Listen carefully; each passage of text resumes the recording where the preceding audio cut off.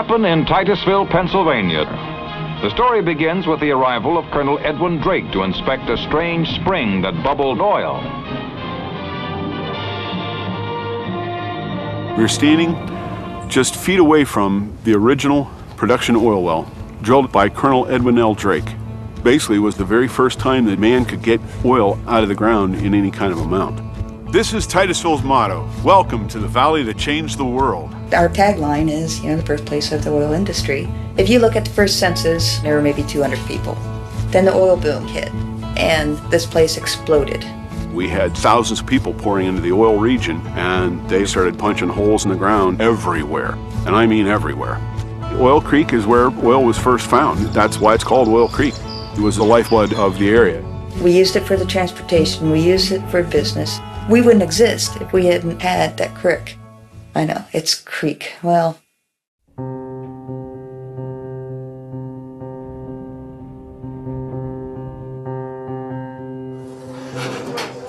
Vehicles, electrolysis, and several other things that we're going to be studying here in the near future. I'd like to introduce our special guest speaker today. Hi everybody, I'm Larry Moulthrop. I'm a chemical engineer. I graduated way back in the dark ages in 1978. Titusville prides itself as being the beginning of the transportation revolution.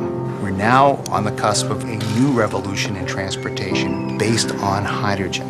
I see an opportunity to bring these ideas together, and how about if you help me go gather some water from Oil Creek, and I can convert that water using electrolysis to create hydrogen and power a fuel cell vehicle.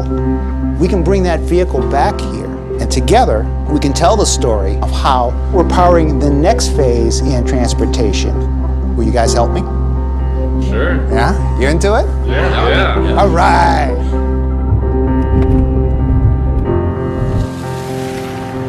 As you can see today, hydrogen is everywhere. Before we had drilled for oil here in Titusville, Native Americans would skim oil off the top of the water. I thought it was pretty cool that we're actually coming back to Oil Creek and we're just taking the water out. With the water we collected, 150 gallons worth, that's enough to electrolyze and fill over a dozen Toyota Mirais. Water electrolysis allows you to take energy, renewable energy when it's available, channel it into the electrolyzer and break apart these water molecules. You now have potential energy in the form of gaseous hydrogen. So put that into a Mirai, combine it with oxygen from the atmosphere, and now you can power the vehicle. I want to see how excited they are to explain to the people in Titusville what their perspective is, how they view rich traditions established here in Titusville, and how they view this new innovation based on hydrogen. It may sound like it's just a theory at this point, but if you follow me, I will show you the actual car, the water from Oil Creek outside. A simple science experiment that we've been doing since middle school, and it's actually being used in cars and making them run. Through innovation, mankind can seek things out and grow and change.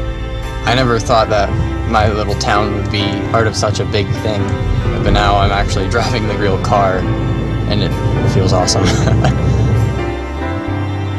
To bring it back here to Titusville, where we started the oil industry, it's a proud moment. It really is.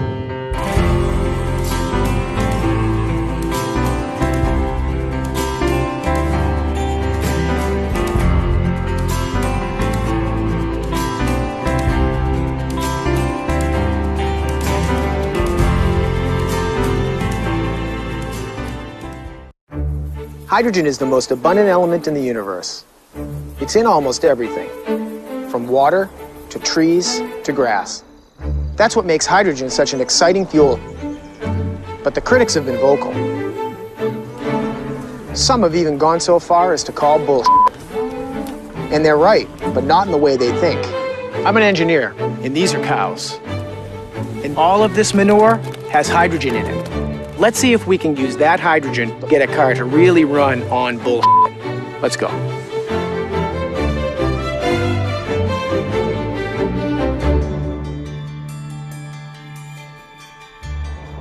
So I'm on my way to meet Ron. He's a dairy farmer. He's got a beautiful little family-run dairy and lots of manure, and that's just what I'm looking for. Wow, Ron, look at this. Yeah, this is the stuff. So what do you see when you see these piles? Manure. When I look at these piles, I see an enormous amount of energy, and I was hoping we could run a little experiment with your help. Right. I'd like to see if we can take manure, strip the hydrogen out of it, and use that hydrogen to power a car. That sounds crazy, but let's do it.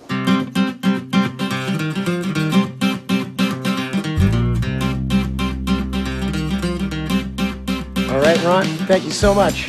I'll bring you back for the good part. Look forward to it. All right.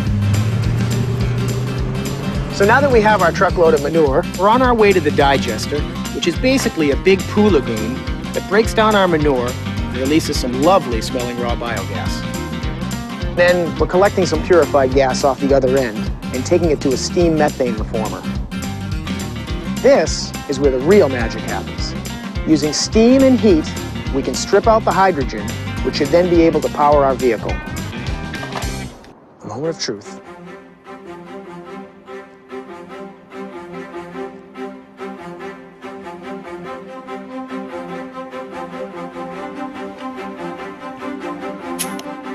You want to drive? I would. All right.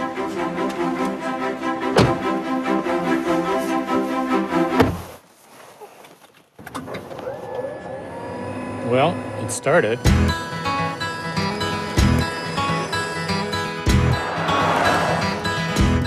Well, I told you it could be done, and here we are. This is great. It's great, huh? Did you ever think we'd be sitting here, driving a car on that Commodore? It seemed like a stretch.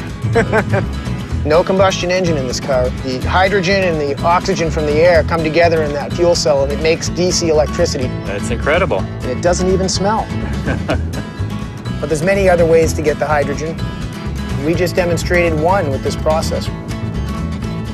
We're driving down the road, running on bullshit.